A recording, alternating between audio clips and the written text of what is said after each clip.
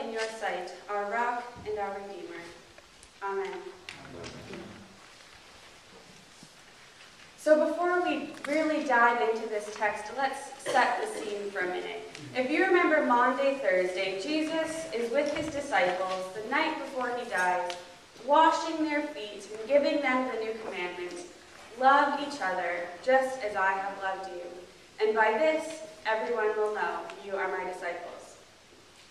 That text comes right before what we have for today. So we walk in on this scene of the disciples gathered in the upper room.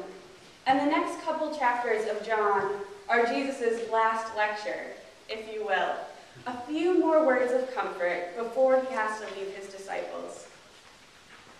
You can imagine the fear and terror in that room. Everyone knows what's going to happen tomorrow. And no one knows what's going to happen after that. And so it's no wonder that these disciples come with their questions. Immediately before the verses we have for today, Peter says, "Lord, how can we know the way? Where are you going? Lord, why can I not follow you now?" And today we see Thomas say, "Lord, how can we know the way?" And Philip, "Lord, show us the Father, and we will be satisfied." The thing I love about these questions is that they all start with the word Lord. It's the starting place of hope and confession, as though they need to remind Jesus of this intimate relationship that they share. "Hey, buddy, you know, we're so close. I just have this question to ask you real quick." The thing that I love about these questions is that it shows me that there's room in this relationship for our doubts, our frustrations, our anxiety, and Jesus invites it. Jesus invites us to bring our questions to the God that he has come to make known on earth. This is okay. So, now it's your turn. I want you to turn to your partners, your neighbors, or your journaling insert, and think about what are the questions that you bring to God. And if you feel so moved, you could start them in that same way.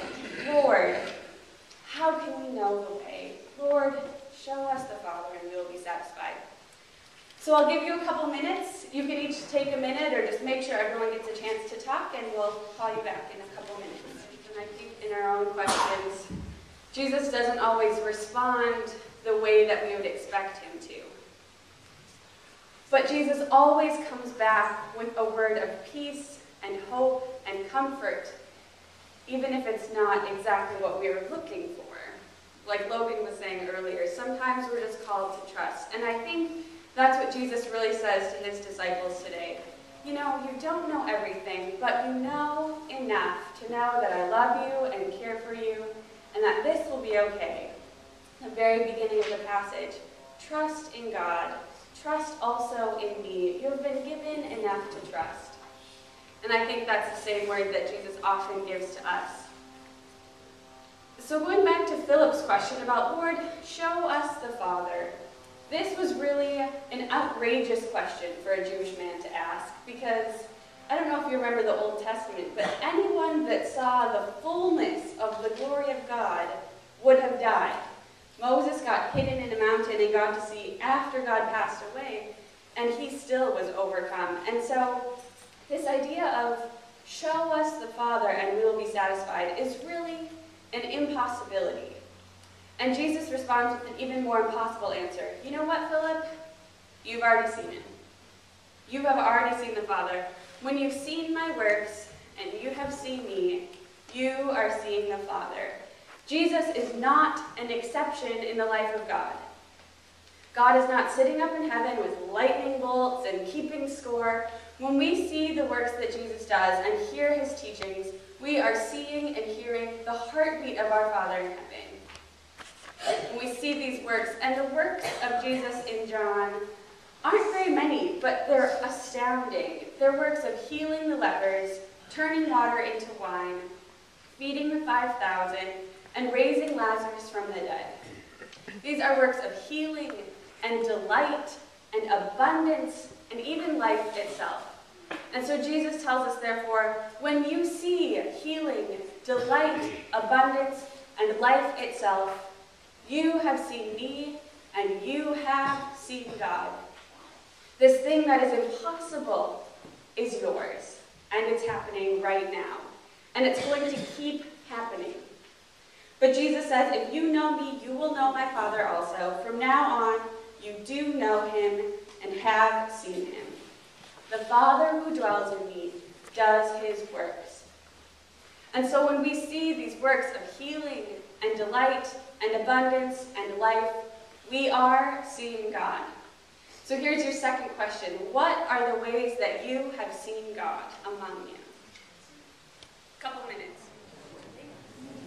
Before we wrap up, I want to thank you all for being such good participants in this experience of mine. I have to admit, I was a little nervous. I was like, oh, maybe I should sharpen some more pencils. They're all just going to be face down. But I hope you've had some good conversations, and maybe we'll do this again before I leave. So, I do want to close today, though, with something that I had Rick put on the back of your bulletin at the very bottom. There are some comments from Martin Luther, who was writing on the first verse of today's text. And when I read it, I've never been so proud to be a Lutheran, graduate of Luther College and Luther Seminary and a Lutheran pastor. But I was reminded why I love Luther so much when I read this. And when I first read it, I just stopped everything I was doing, typed it up, printed it out, and posted it up next to my desk. If you're ever in my office, you'll see it there, nice and big. And I can't tell you how many times I've turned to it and read it to myself. And this is a smaller excerpt of it, but it's just really been a word of grace and hope to me. And so I'd like to close with reading it to you. So the first verse says, "Do not let your hearts be troubled. Trust in God, trust also in me." Luther says, whenever we feel distressed and anxious, let us trust Christ and strengthen ourselves with his words. It's as if Christ is saying to us, what are you doing? Why are you cringing? Are you scared to death? Be encouraged and take heart. All is not lost. Even if the devil, the world, or your conscience plagues and terrifies you, you are not ruined if you do not feel my presence. Don't you remember that I told you about this long ago and left these comforting words to strengthen and preserve you? Whoever can trust what Christ says in this passage will be in good shape and will have won more than half the battle. Be encouraged and take heart. All is not lost. You are not ruined if you don't feel my presence. Indeed, whoever can trust what Christ says in this passage will be in good shape and will have won more than half the battle. Let it be so.